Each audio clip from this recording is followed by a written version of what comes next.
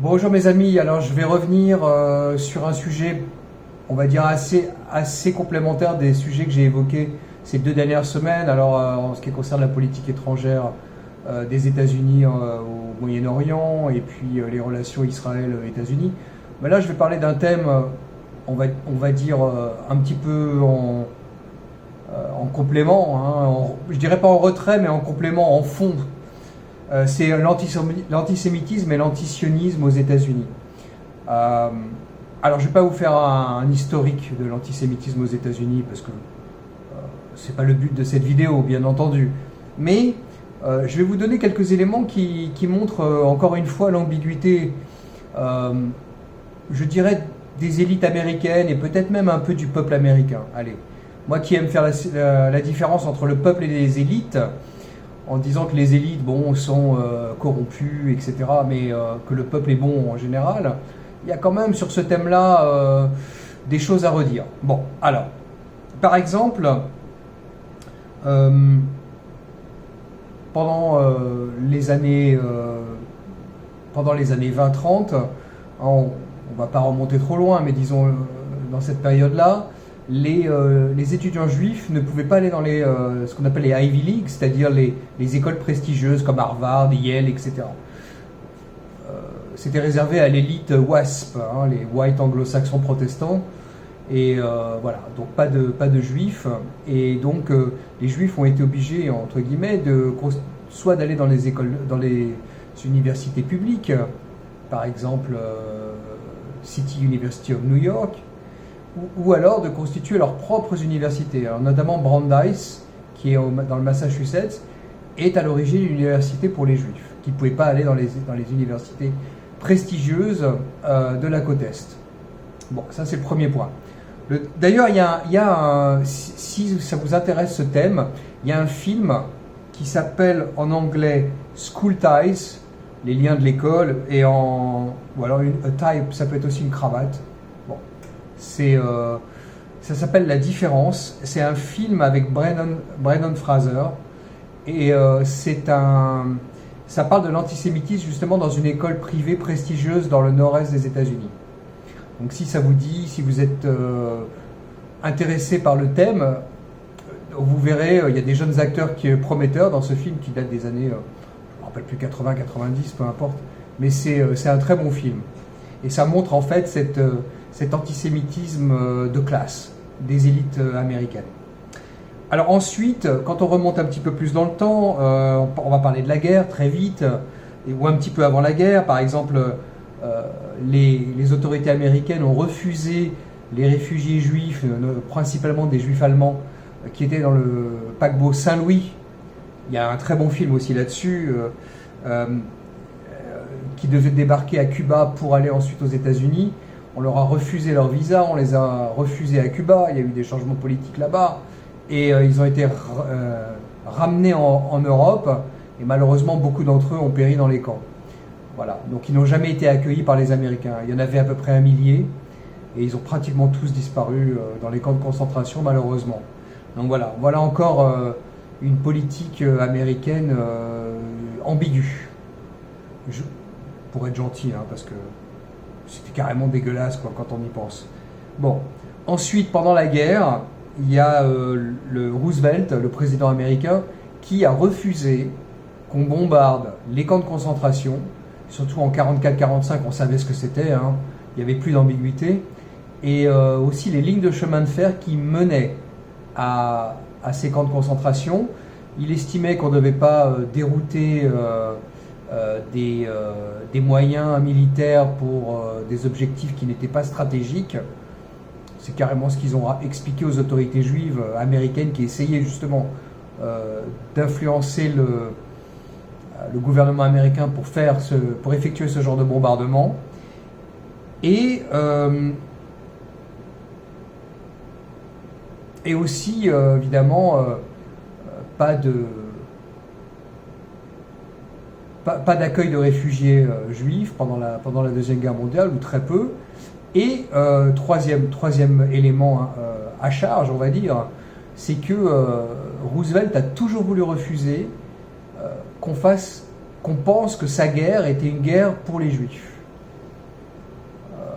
Je ferai peut-être une vidéo sur l'antisémitisme de gauche, spécifiquement démocrate, aux États-Unis, parce qu'il y aurait de quoi remplir largement quelques heures de vidéos. Mais bon, mais j'en parlerai, je n'en dis pas plus à ce stade, mais oui, les démocrates ont une vieille tradition antisémite assez ancrée. Alors, je ne dis pas que les républicains sont plus sympathiques, mais disons que au moins eux, ils ne sont pas hypocrites. Alors, après la guerre, et là c'est là où c'est le pompon, on a tout un tas d'anciens nazis qui ont été accueillis par les États-Unis. C'est l'opération dite Paperclip. Et l'un des nazis les plus célèbres, c'est Von Braun, l'ingénieur, qui était un membre du parti nazi aussi. C'était pas un professeur Nimbus ou un professeur Tournesol, non, non, c'était un nazi convaincu. Il a été rapatrié aux États-Unis avec une partie de son équipe. L'autre partie a été récupérée par les soviétiques. Donc ils se sont partagés les équipes. Parce qu'il avait travaillé sur les V1, les V2, etc. Et c'est lui qui a fait le programme spatial, enfin qui a contribué à faire décoller, sans mauvais jeu de mots, le programme spatial américain. Voilà, donc d'ailleurs, petite anecdote rapide, quand on se promène à Huntsville dans l'Alabama, ce que j'ai fait l'année dernière, il y a une avenue Von Braun, où il y a un centre culturel Von Braun à Huntsville dans l'Alabama. Voilà, on ne se cache pas. D'ailleurs, cette ville a des mauvaises ondes. Je ne sais pas pourquoi, mais bon, j'ai pas été extraordinairement surpris par la qualité de la ville. Bref, donc voilà l'historique. Une toute petite anecdote, dans ses mémoires, le célèbre jazzman Louis Armstrong, le trompettiste, expliquait qu'il avait été plus ou moins recueilli par une famille juive à la Nouvelle-Orléans. D'ailleurs, il a toujours porté une Magen David. Vous voyez, si vous avez l'occasion de voir des photos de Louis Armstrong, on peut voir cette Magen David. Et cette famille, il les a toujours décrits comme des blancs qui étaient maltraités par les autres blancs. Il n'avait jamais vu ça auparavant. Lui, il pensait que c'était que les noirs qui se faisaient maltraiter par les blancs. Eh ben non, les juifs aussi étaient maltraités. Donc, vu par un homme noir, lui-même, d'une famille pauvre et pas très bien traité. Voilà, donc ça c'est les anecdotes. Alors ensuite, il y a des événements immédiats après l'attaque du Hamas sur le sol israélien le 7 octobre. On a vu tout un tas de groupes manifester leur pro-palestinisme. Enfin bon, ça c'est pas très grave, il y en a, il en faut, mais d'ailleurs c'est la liberté d'expression, c'est tout à fait garanti par la Constitution américaine. C'est pas ça le problème. Le problème, c'est que ils font l'apologie du terrorisme et ils refusent de condamner les actes barbares. Bon, tout ça, c'est pas étonnant vu la qualité des gens qui le font. C'est des universitaires gauchistes. Je ferai une vidéo là-dessus sur le noyautage que les gauchistes ont fait à partir des années 70 dans le système éducatif, notamment l'éducation supérieure et l'administration américaine. Ça, c'est intéressant. Il faut absolument que je fasse une vidéo là-dessus. Et donc, alors on a vu par exemple des lycéens new-yorkais manifester contre Israël. On ne sait pas d'où ça part.